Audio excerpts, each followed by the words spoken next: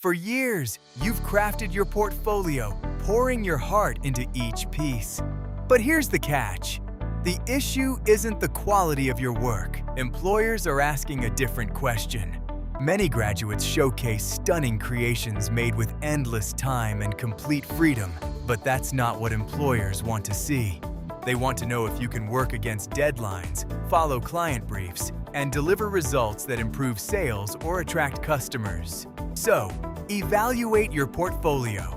If it features 10 artistic projects, keep only the best 3. Then, enhance it with real-world examples. Design a poster for a local charity. Create engaging social media graphics for a community group. Or redesign a cafe menu. Even building a simple website for a volunteer organization can showcase your talents. Remember, employers seek more than creativity. They desire reliability, communication, and problem-solving skills. Your portfolio should reflect what you can do for others. Start building that evidence today.